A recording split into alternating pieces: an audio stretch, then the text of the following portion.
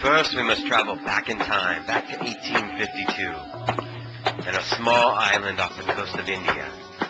An island that had just been ravaged by a plague that destroyed all of the coffee plantations.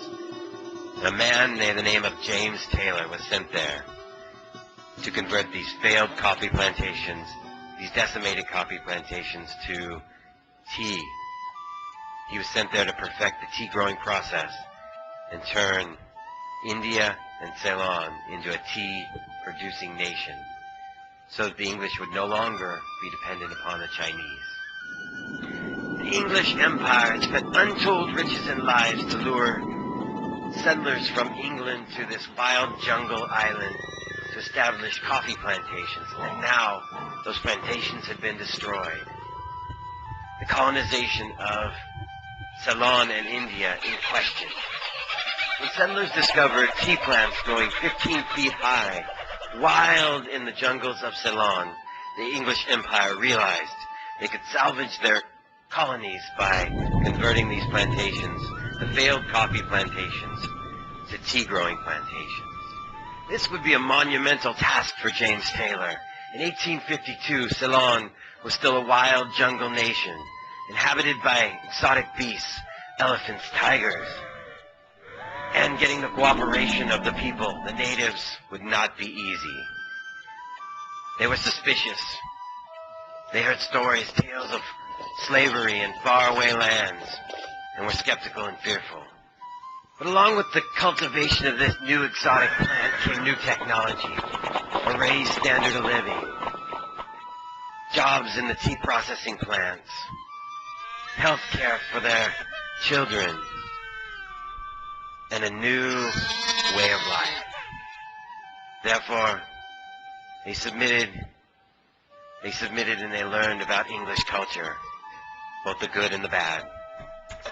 A bizarre cultural blend of the beastly and the refined, as manicured gardens worthy of the English countryside emerged from the beastly jungle, and the people flourished. Once the land and people had been tamed, a man by the name of Thomas Lipton traveled to this island nation under the cover of darkness, sailing on a clipper ship, because he heard there was an opportunity of untold proportions. He owned 300 grocery stores in Scotland and was looking for a new exotic product to serve in these stores. While the land was settled, traveling there on a clipper ship was no less perilous. Many of these ships ended up at the bottom of the ocean or in the hands of ruthless pirates.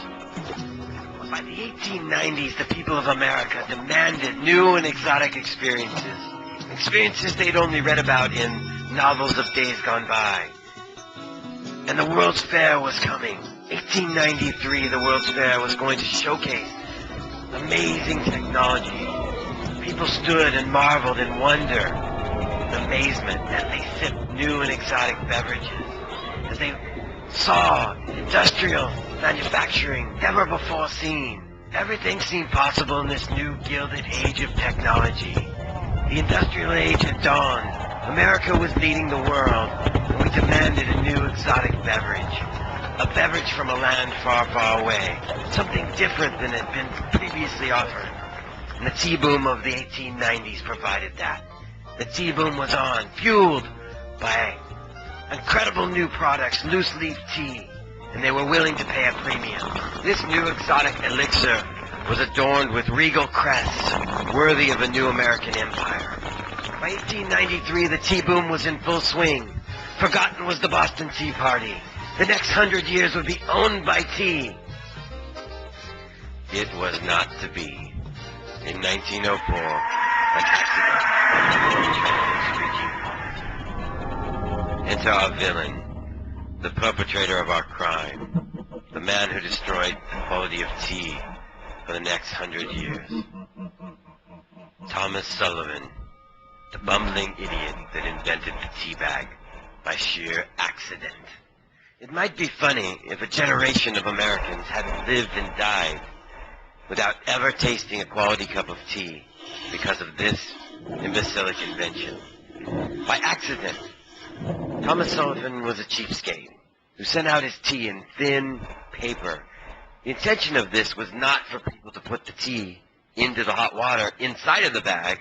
It was to open the bag and put it into the water as loose leaf tea. However, because people could see through the thin paper of the bag, they simply put it in the hot water. Over the past 103 years, many attempts to improve the tea bag have come and gone, some of them quite comical. Many efforts have been made to control the variables associated with tea brewing and tea consumption, including ready to drink. However, one problem remains. High-quality tea is all different shapes and sizes, and it does not run through packaging equipment efficiently. Therefore, the majesty, the amazing nature of the loose leaf tea leaf itself has been locked away for 103 years. Now it's time. It's time to bring the majesty, the story, the tea boom of the 1890s back to life. The exotic land called Ceylon still exists, waiting to be rediscovered in the tea boom of the 21st century. The ancestors of a time gone by still stand in the morning mist, waiting for justice. I can almost see the clipper ship emerging from the mist over the curve of the earth with a new cargo, a new exotic elixir for the 21st century. But how? How do we achieve this goal? How do we resurrect the majesty of this exotic elixir? Its visual, aesthetic, and diversity unquestioned. Its healing properties proven by science. Its amazing, soul-soothing abilities steeped in history. What heroic innovation will liberate tea from its current prison of mediocrity? What can it be? Now, in this modern age, we can use 21st century technology to resurrect the tea boom of the 1890s. From dusk to dawn, from the world to your cup, we can now do it. It's in your hands.